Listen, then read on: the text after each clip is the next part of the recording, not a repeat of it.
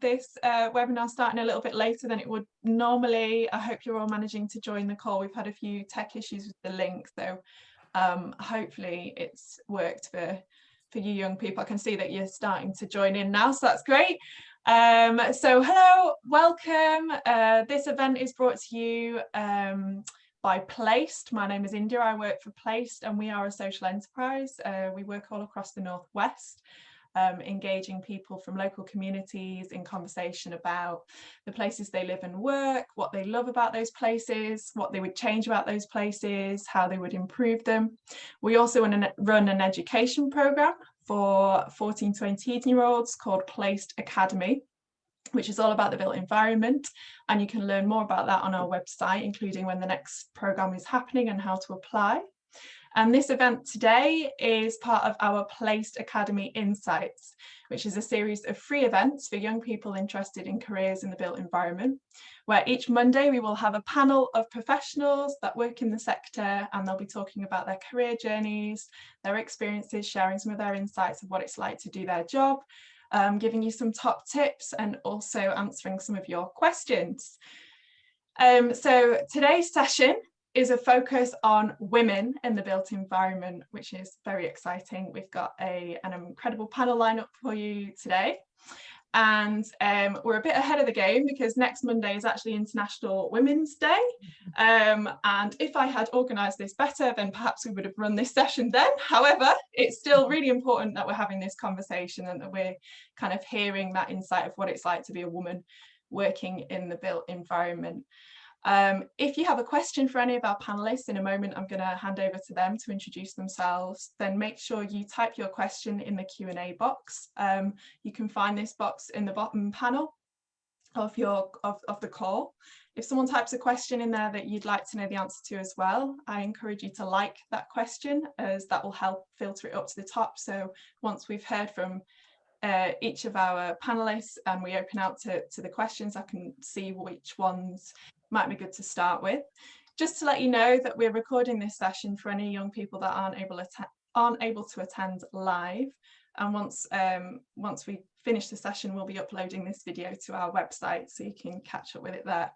If you are attending all of these events, we have 10 in total, and I think a few of you have already attended a few of ours in the past. This is our 6th event. If you sign up and attend all 10 live free events, then we are awarding you with a certificate. We think it's really important to acknowledge the commitment that you're showing and you're dedicating your time to come along and learn more about the industry. And yeah, we think that it's worth recognising that you are trying to find out more about those opportunities out there for yourself. So make sure you sign up and come to all the others. So today we're going to be talking about some of the key issues perhaps women face when they come to pursuing a career in the built environment, like any sort of other women professionals across different fields of work, workplaces. Women in the built environment do face unfortunately some inequalities due to a number of different reasons, which we're going to be looking at further on in our discussion today. So yeah, we'll pick that back up in a moment, but I think I'm going to hand straight over to the panel, our first panelist. So Anna Beaton, when you're ready, if you can share your screen and introduce yourself to the group, that would be great.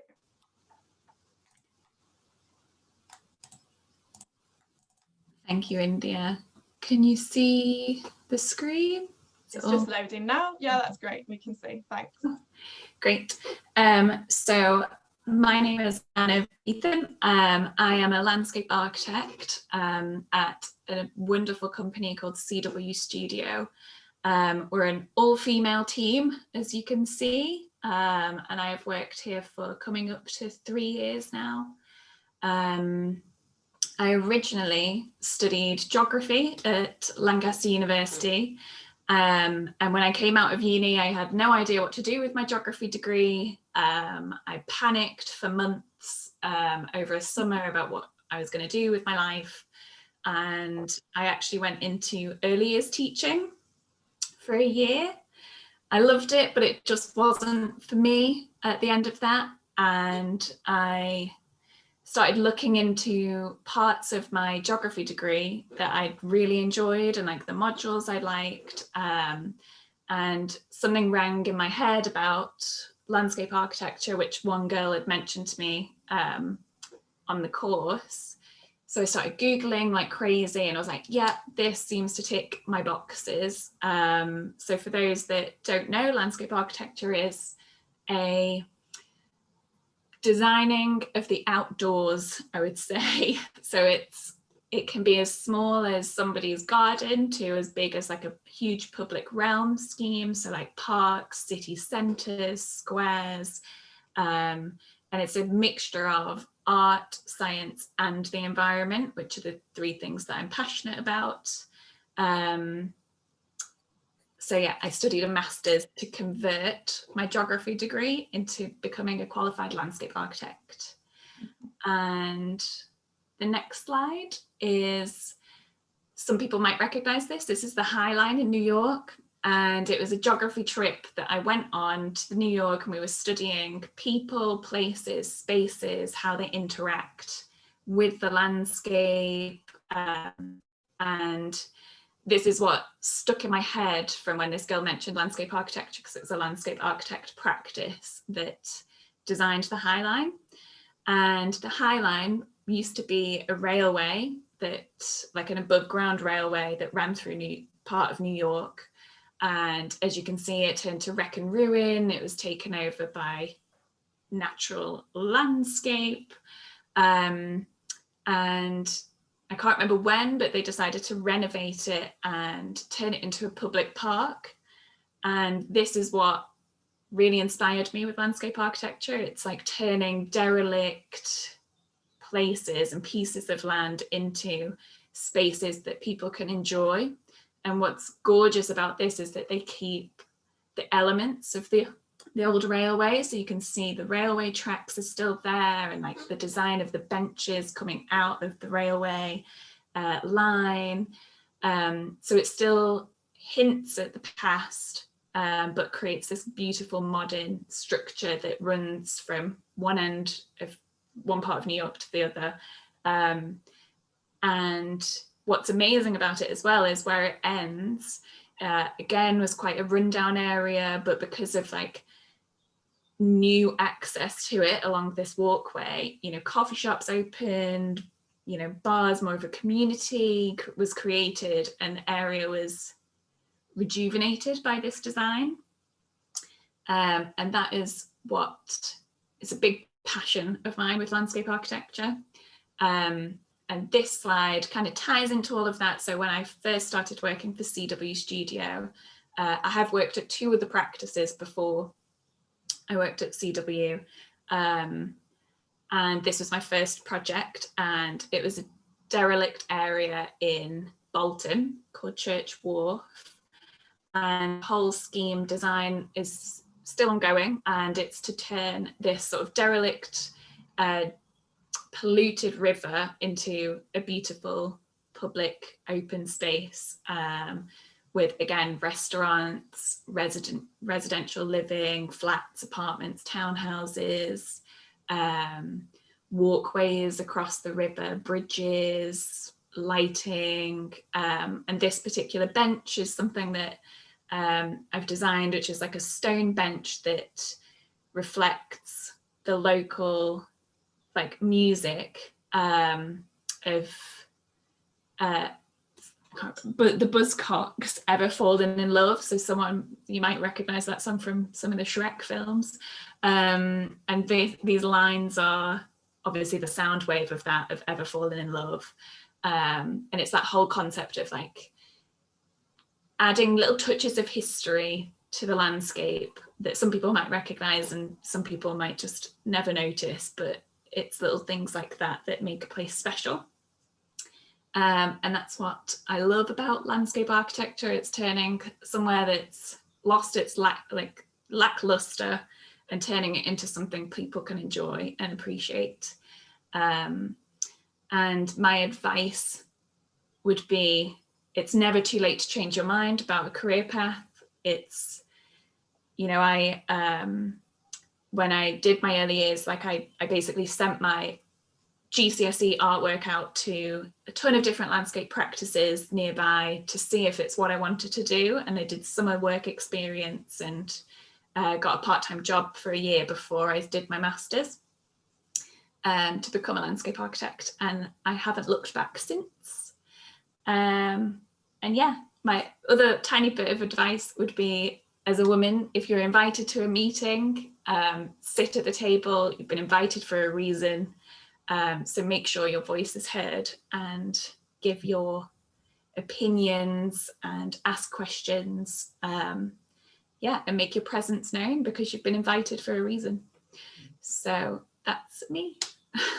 Thank you so much, Anna Beaton, landscape architect for CW Studio. It's great to have you on the panel as one of our women role models working in the built environment, and really interesting to hear what you find passionate about, sort of reviving those derelict spaces. So thank you. And now over to Anna Harris, another panelist. Thanks, India, and thanks, Anna. That was really good advice. I feel like. Oh.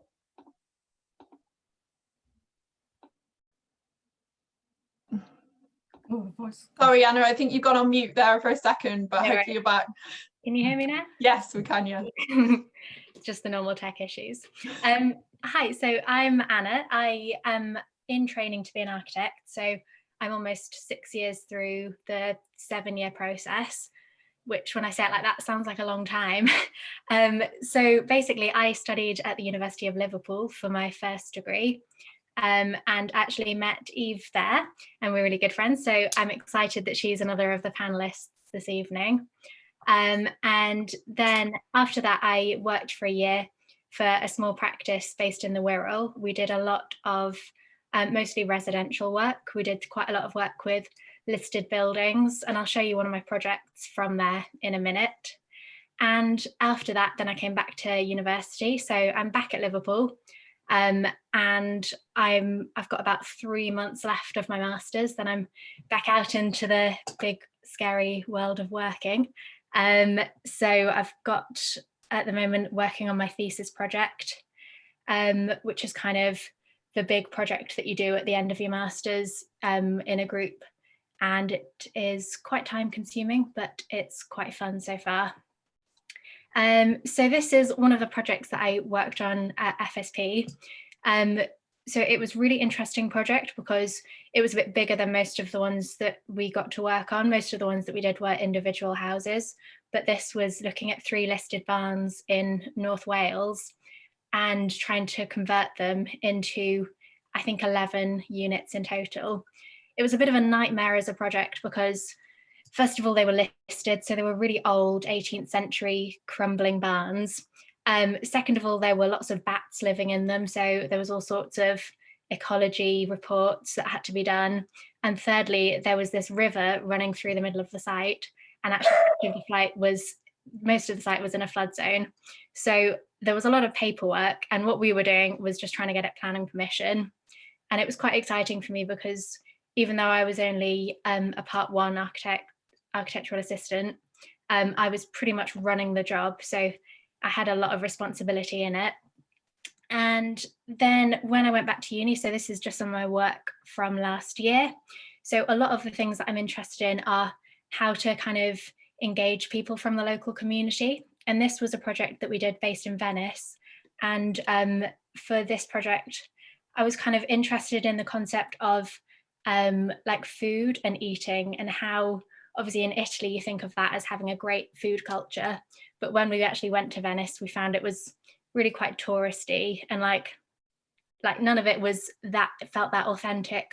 So it was about kind of trying to make a new way of a new sort of food market, engaging people with where their food comes from. So it had a big kitchen garden, and that was a really exciting project that I enjoyed working on.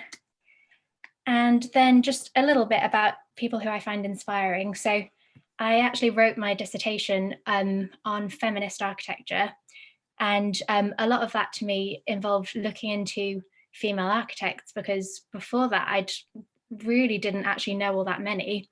A lot of the curriculum that we learn is very kind of male dominated. So for me, it was really interesting learning a bit more about these different architects. And I think I'll speak a little bit more about MUF architecture later. But for now, I'll leave it at that and let the others introduce themselves.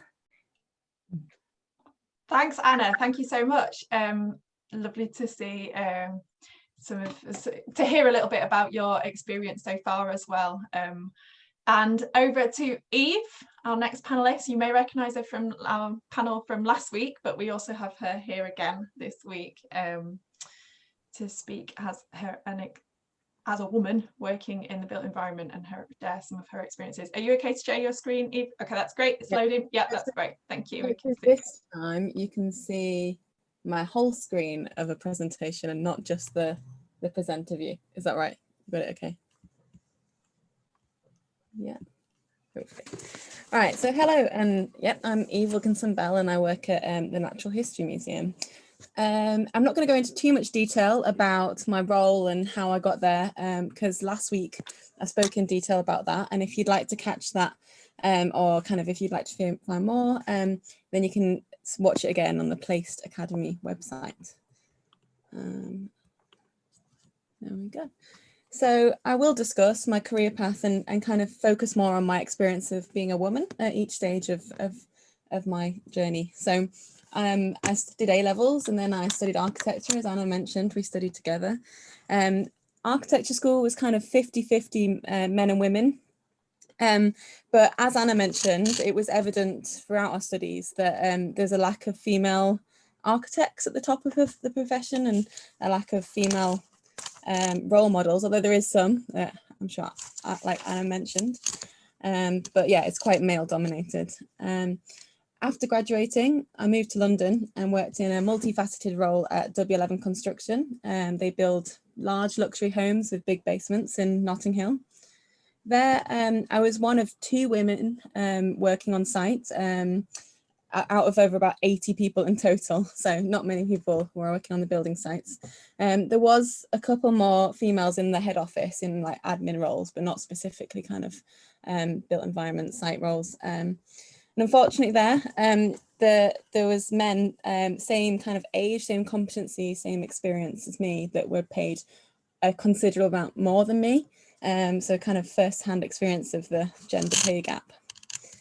And then I started my current role with Natural History Museum in August last year. And I helped deliver projects and upgrades that helped upgrade the museum estate.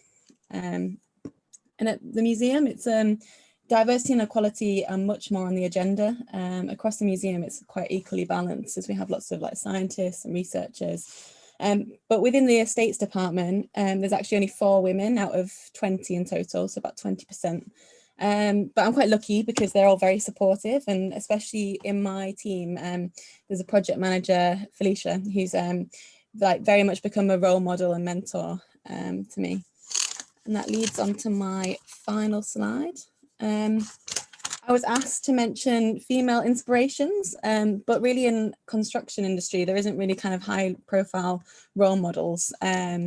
So instead, like, I'm inspired by my peers and colleagues such as Felicia and Anna, and they're all doing like amazing things, and they're a source of constant inspiration and support. So yeah, my message is kind of us women got to stick together and empower one another.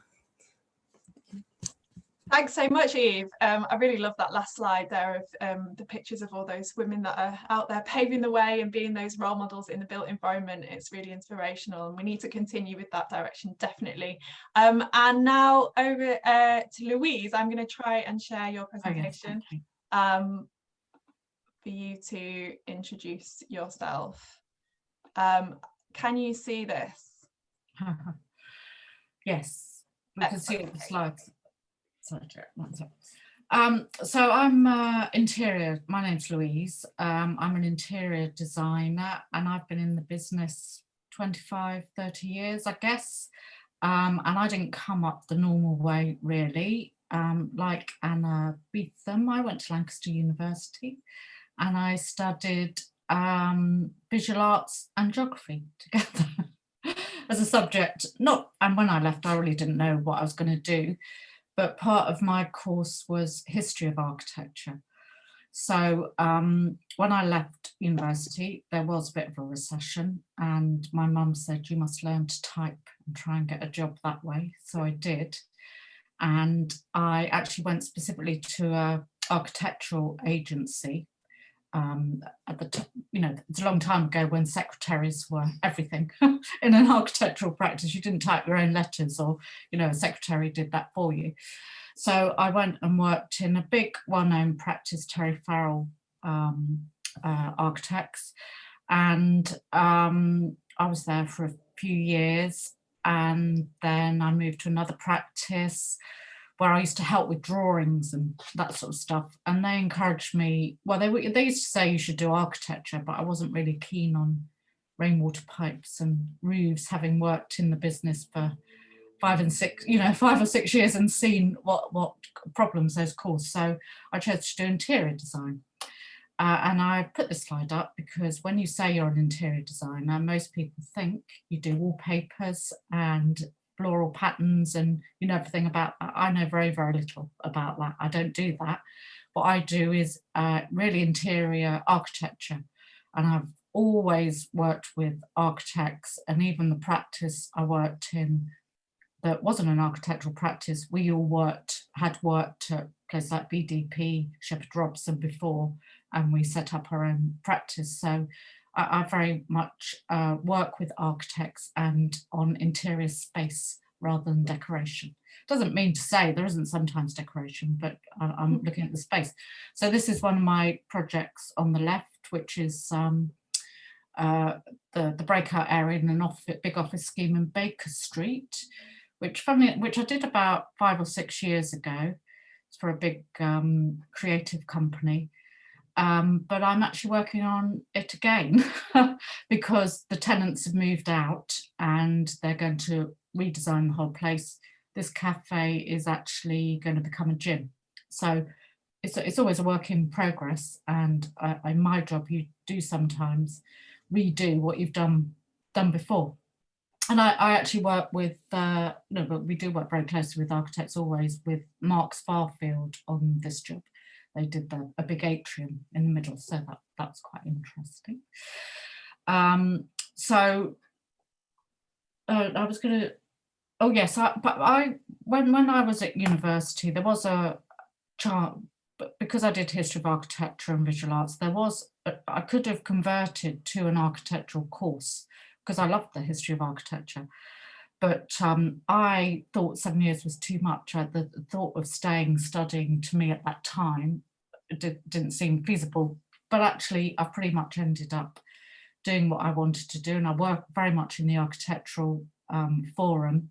But, I got experience first. I worked for the architects first, then went and did my course at Chelsea School of Art for a year. And then I went back to work for architects. So if you go to the next slide, I've been very lucky because I have worked for big practice in London, and this is my favourite project I ever worked on, which I don't know if any of you will recognise it as the Thomas Heatherwick pavilion he did before he became well known for doing the cauldron at the Olympics, and he's now doing a garden bridge and all other buildings. This was a pavilion at the Shanghai Expo in 2010.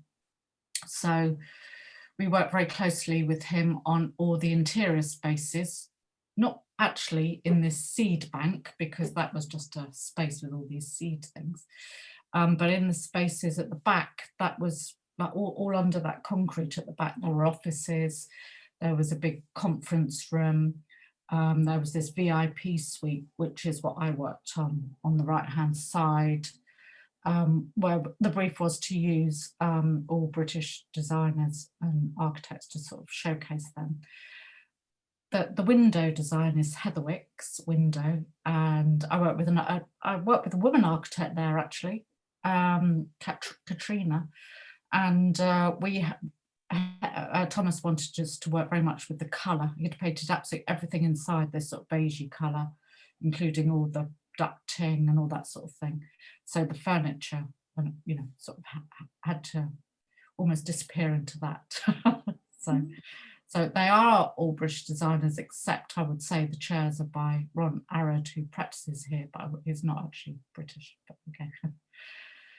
So that was good. That was great, of course. And then yeah, so I've worked on the Bank of England. I've worked for the Foreign Office. I've worked for the embassy in Brussels. I've been really lucky and worked on amazing practices, mainly because I did start working for big practices. A practice of 100 people, 10 of your friends may go and work in all other places. So, and they all become something in the end. So I've been very lucky like that. So then the final slide is just to show, I don't just do interior design, I actually do a lot of sketching and drawing. If you go on to the next. Yeah, sorry, Louise. It's taken a while to load. I'm not interesting. Sure. Well, I just put it in because I don't know why. It's always good to have something else going on. I think it's quite an all-consuming business, architecture and design. So I sketch a lot because I think sketching is very important to design with. I don't design on the computer. I design by hand and then work up designs on the computer. I'm just trying to get your slide up again. It's all right, it's fine. Once I can, I will try and share it. I don't know why PowerPoint decided to crash in that moment, which was really unfortunate. But thank you so much, Louise. It's really great to have you on the panel, especially with your wealth of experience. Really, really interesting to hear about the variety of work that you've done too. So great, we've got some questions coming in already. So this is really yes, I've seen those on the side, loads. So actually our top question, it's quite interesting actually, because Eve did touch on this in her presentation. Do women in construction, like architects, get paid less than men? It's just changed to a different question at the top, but we'll go with that one before. Certainly the gender pay gap is a barrier, I think, that women professionals face across all different workplaces, different sectors, but you have first-hand experience this, Eve, of that within the built environment. Do you want to expand a little bit on that? Yeah, so really it's not something you should be discussing too much with your colleagues, but men seem to gloat quite a lot about their pay sometimes, and that's how I kind of found out. And it's quite a kick in the teeth when you find out, especially I've been with the company quite a while and new people were brought on basically on more than me, even though I had the same level as experience. So yeah, it's quite disappointing. I guess the government is doing stuff about it, like companies over a certain size have to report on their figures for the gender pay gap. So like Natural History Museum, they every year they have to report on their figures, and even then there's still a gap between what men and women are paid. I think in most companies that is the case, but especially in the built environment, I think just because it is so kind of male orientated and a lot of companies are ran by men, that kind of thing, it is a big issue. We're kind of following on from that. We have a question here about how do you recommend handling things such as the gender pay gap? I don't know, Eve, whether you feel comfortable sharing a little bit on how you dealt with that personally in the situation. It was quite a small company, and I was quite close to the director, not close, but I think we were quite open and luckily had quite a good, I'd hope to think, relationship with the director. And I did, when it came to my pay being reviewed, I mentioned that this other individual had been gloating about his pay. So then that was kind of taken into account when my pay was reviewed. It still didn't go to the same level as his, so it wasn't really addressed, but that's what I did. I kind of got to the point where I was confident enough to say that. Although I did spend weeks being annoyed about it and not kind of saying anything. And I wish I'd kind of, but it's difficult because you're not really meant to discuss those kind of things at work anyway. But that's why companies having to report on their kind of figures, it makes them more accountable in some respects, because then they'll work on those figures to get them better. Otherwise it's kind of like something you shouldn't really discuss really. But I mean, it's a good thing we did, so that I found it out in the end. But and also if a company is kind of really obviously bringing people on and a lot more money than someone that's been there a while, then there's kind of a problem with the way they operate, and you know, I moved on from that company. Yeah, no, certainly a very difficult thing to bring up, and well done for being brave enough to kind of tackle that on head on and be direct about it. Luckily you had that sort of relationship with your director that you felt able to be honest and open around that. Louise, did you have something to add? Yes, I do have quite a different experience of that might be interesting to people. I worked, it's the company I started as an administrator, and then I went to college with their backing. They were a cooperative in London, quite a well-known architectural practice, and the guy who ran the practice never earned more than 4 times the lowest paid colleague there. But you worked for a year and then you're invited to become a partner of the cooperative, and everyone was very open. You know, I was an administrator, I was a partner. We would have monthly meetings and discuss the salaries, and they were based on experience. You know, how long you've been working there, what your, you know, whether you were part 1, part 2, etc., all that sort of stuff. And there was absolutely no difference between men and women. But you know, that's unusual. That's very unusual. It's still good to hear that. It just, but to be saying you shouldn't talk about your salary at work, I believe you should. I believe you should be entirely open, and there shouldn't be any secrecy at all. It's a male thing, but well, that boss was male, but he was 1 in a million, you know. But generally, it's male quite like to keep a few secrets. Well, there's some advice there from Louise. Then you should be you know, you should talk about it. So make sure you do, young people, once you get into the world of work. We've got so many questions. This is brilliant. I'm actually just going to pick one here and direct this to you, Anna Beaton. So you work for a female-led firm. It's all women at your practice, which is really nice to see. A question here: has your firm ever experienced any issues since you're only women, such as being valued less than other firms that consist of men? Perhaps you could touch on that, but maybe also share some of the benefits around working for a female-led practice. Yeah, absolutely. It's a good question, because sometimes you don't actually know whether you're being discriminated against because you're a woman or a team of women. But I definitely think there's a sense that we have to prove our worth, and we were talking about this the other week, you know, you have to come into a meeting really understanding what your role is and what you are contributing, and throw out technical terms and really explain your designs thoroughly and prove yourself in that respect. So in order to kind of like show your value, and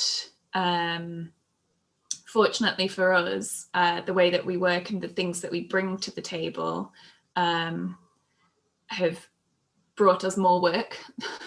So like we've been recommended by different architects and developers because of the way we work is very creative and collaborative. And I think that's definitely a benefit of being a female team, is that we're very considerate about our designs, and we ensure that they're very inclusive and consider all users, and because of that we show our value and it shows in our work, and that's what gets us more work. So I think it can also be an appealing factor that we are women with lots of good ideas. And the benefits of working in an all-female team, it's, should I say about like on a personal level? Yeah, I think it would be useful to hear that. I mean, we kind of have an idea that actually going into this as a profession, architecture, built environment, urban planning realm, it is quite a demanding job. It's quite long hours. You are kind of expected to work quite hard and maybe do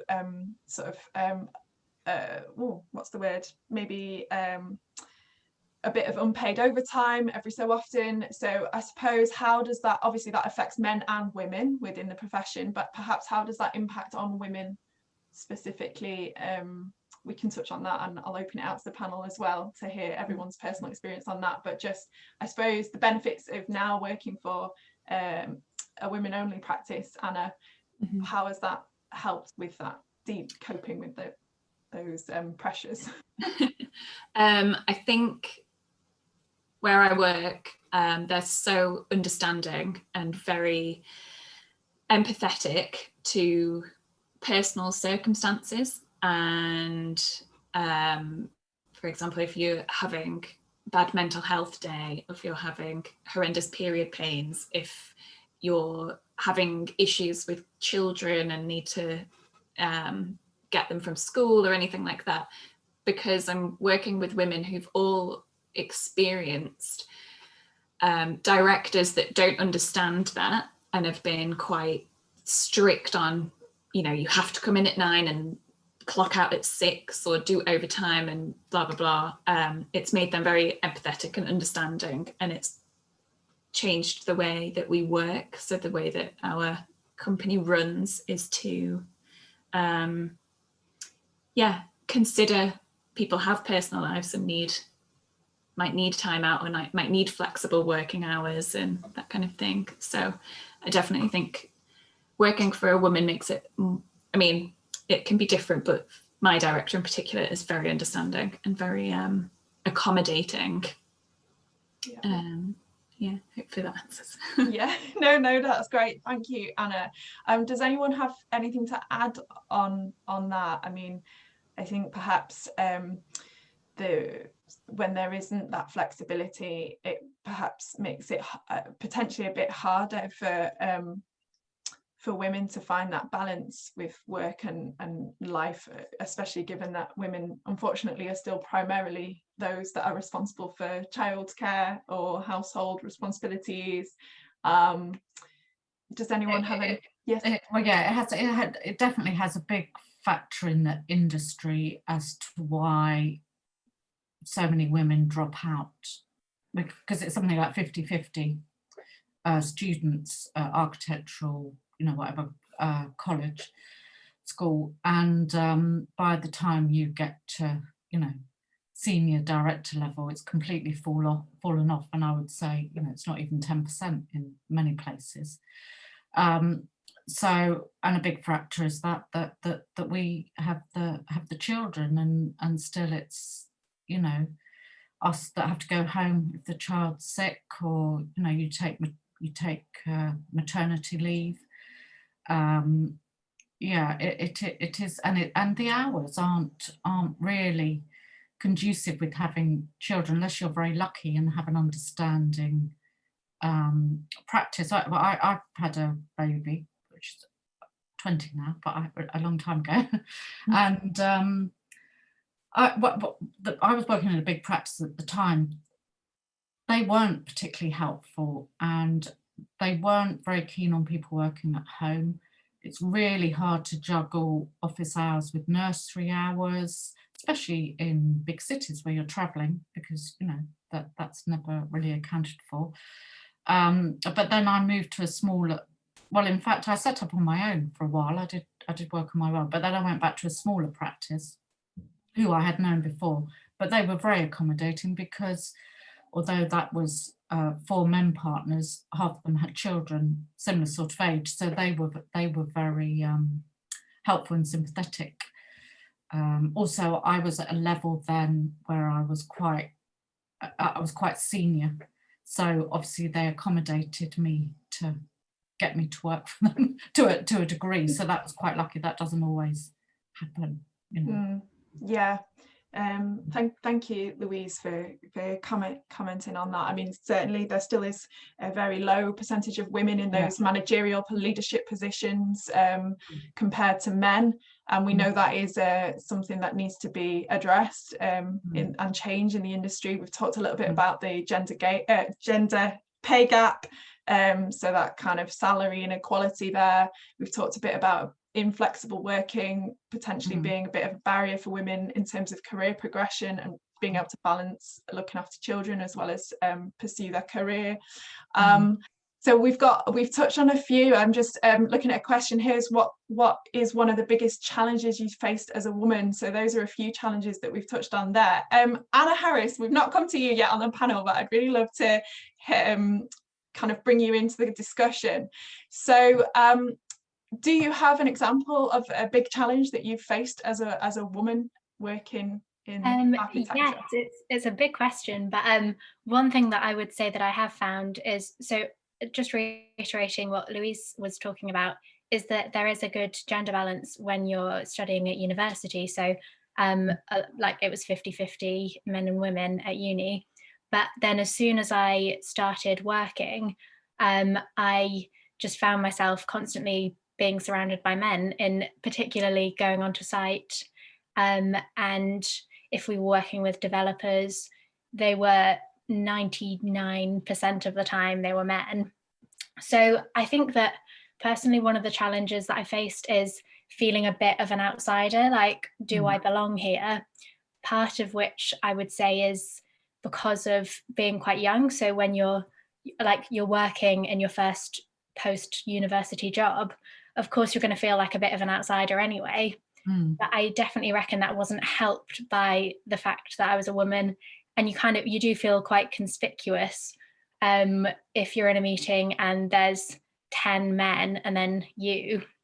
So I reckon probably that I would say is my biggest challenge, of kind of feeling, oh, do I belong here? But then also I'd like to just put a positive spin on that, in that also it was quite satisfying in a way. You maybe felt like you didn't belong, but also what I would do, so as Anna was saying earlier, you need to be extra prepared, and you need to have confidence in yourself that you do deserve to be in that meeting.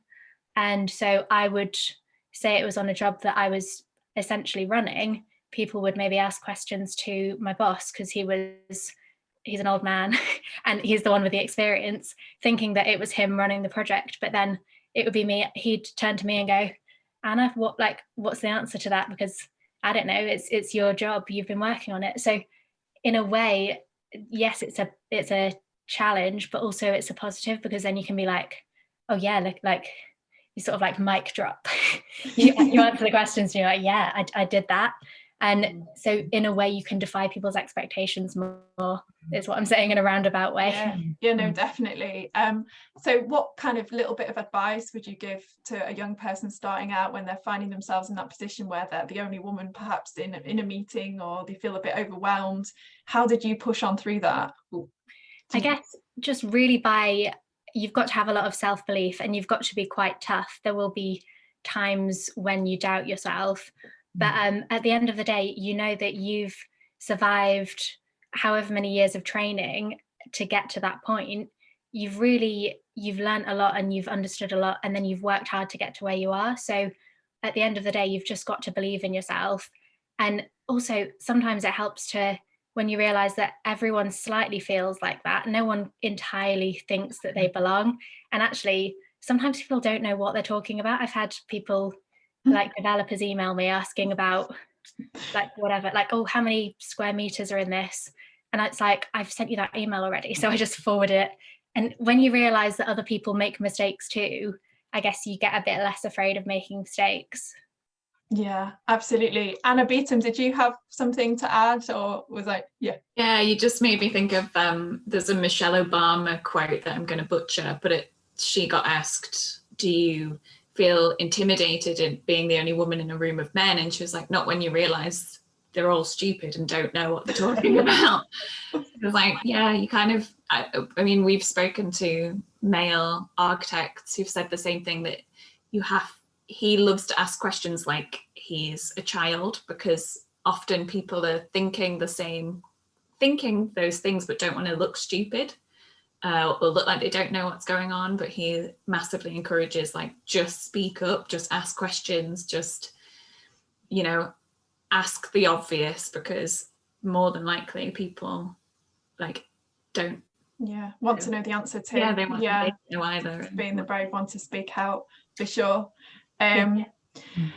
So we're sort of touching a little bit on advice and kind of some putting positive spins on things. I kind of want to pick up on another question here, which is, what is the best part of being a woman in the built industry?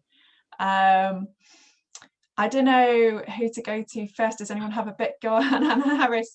And I wonder if we could segue somehow MUF architecture into this. Yes. Somebody has also asked what that is. Yes. So it's, well, in fact, someone has answered this as well a little bit in the thing. But Right. it's, yeah, so MUF is an architecture practice, and they are based in London, and they've never employed less than 80% women. So I think they started in about 1994 or 95. So they've been going for a long time, and sort of taking it back into what I would call feminist architecture. All of their projects are very people focused. So they do a lot of developments, housing developments, public spaces.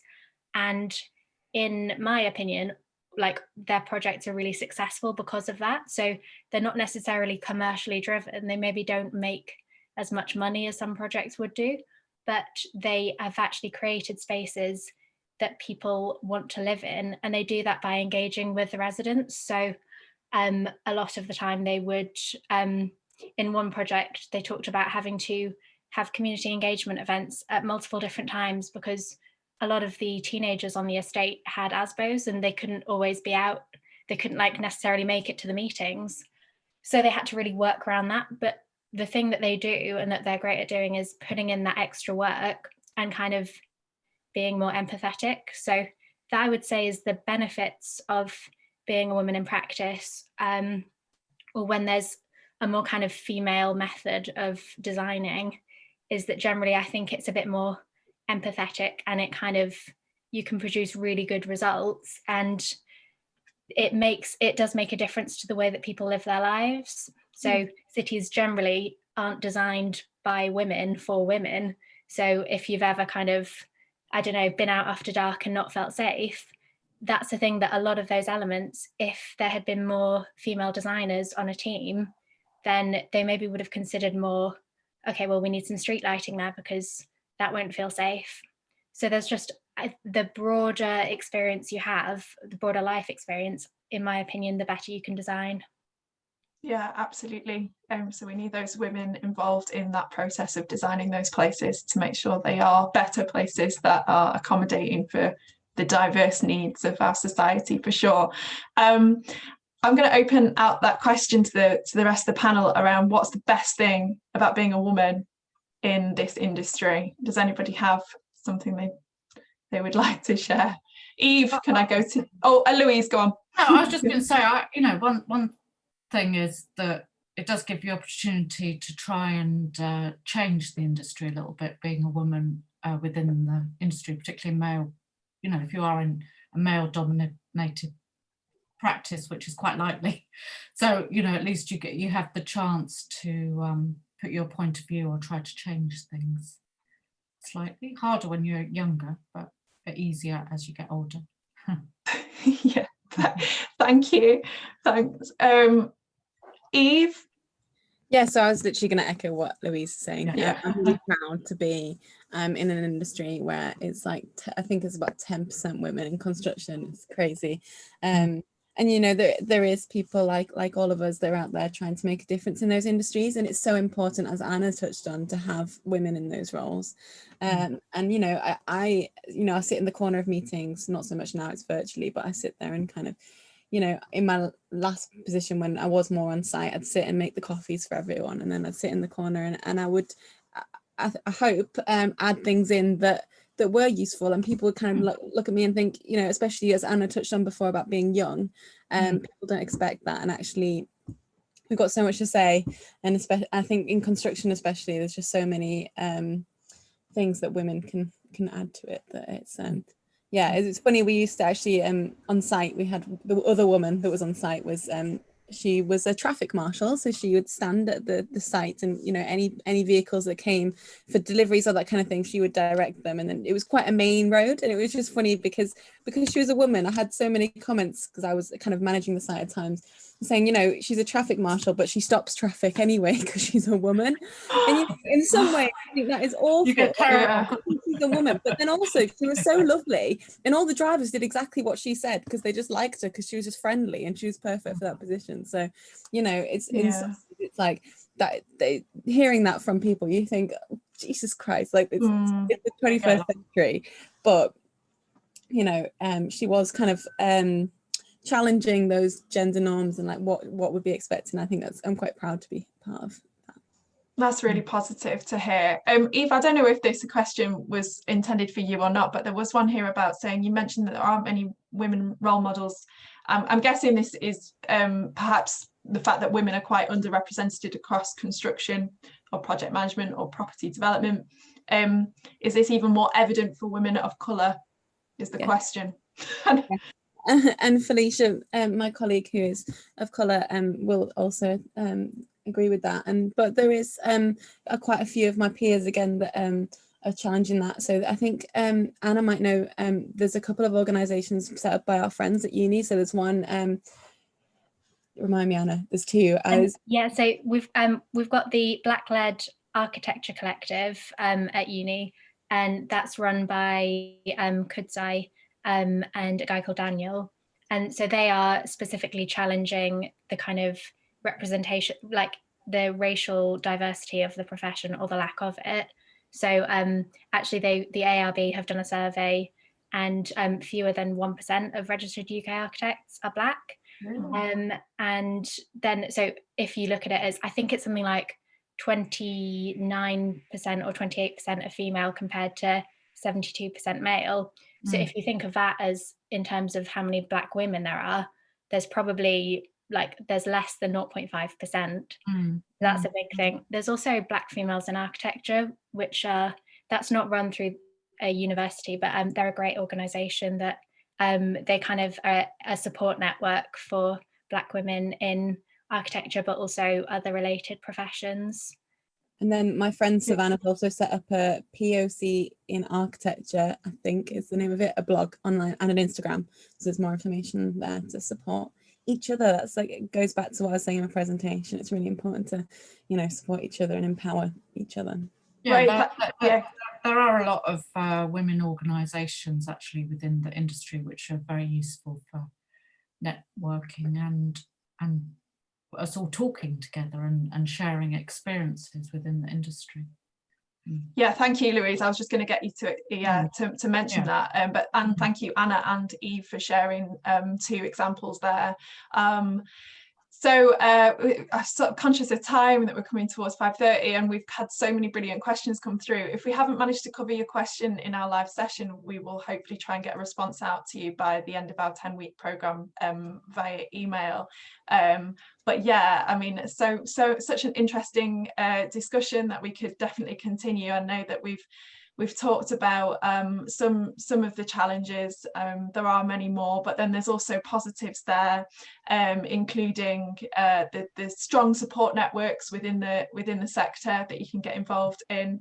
And I suppose it's also about those kind of male dominated positions up in leadership and managerial positions, championing women and female architects and female-led practices, and trying to get more and more women on board when it comes to being involved in those designs.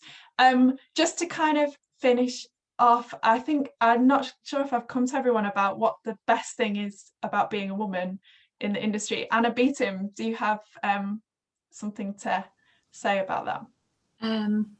Yeah, I think I do. Or I could just say top tips or something you really love about your job. Yeah, I think I kind of just, reflect what everyone's touched on, is that being a woman in this industry, you feel like you're kind of at the frontier, like you're like proving women's worth and their value, and it feels good to, I mean, it can be intimidating, but it feels good to push through that on a construction site and be like, no, I'm here and to change people's perceptions of women by being like firm and yeah, sharing your knowledge and yeah, being at the forefront of it, I think is one of the things that I love about being in this career. Pioneering and paving the way. Yes, Yes. absolutely. Louise, what's your response to that question? The best thing about being a woman in the industry? I mean, the pioneering thing has been going on for the last 40, 50 years. You know, there's so many pioneering women architects. I mean, it does feel like there needs to be more of a change. And I think probably now with, you know, what we're experiencing now, working from home and being extremely agile will help maybe in the future in the business that you know, we will be able to work at home more. But I don't know, I really love the industry despite all the challenges, and you know, it does make you feel good to go on site and be the only woman on site. And once they understand, you do know, you know, the difference between an architrave and a what, you know, if you can throw around a few terms and they start to respect you, that's really great, you know. Thank you. And going on site and them asking you questions and asking if you're happy with it is, you know, is really good once you sort of cross that boundary of them saying, oh, you don't really do it like that. You know, once they start to follow your designs and say, are you happy with that? That's extremely rewarding. Yeah, I can imagine it is. Does anyone else have anything to add before I close the session? Thank you so much, panelists. It's been really great to hear little snippets of your experience, to give us a bit of insight on what it's like being you in the built environment. So much to still talk about. As I said, we'll try and follow up on some of those questions we didn't answer. Perhaps we can also share those links from panelists of those support networks that you mentioned on our website. And maybe those examples that we talked about MUF architecture, but I know that in our discussion before this session we also mentioned Harrison Stringfellow as an example of a leading practice that's a good role model. They're local. Sorry. But an example of a practice where they have a bit more of a female-led direction. Okay, sorry. Thank you so much to our panelists, and I'm going to finish the call now. I hope you've enjoyed listening to them, and I hope to see you at our session next week. Okay, bye. Bye. Do we go? Bye.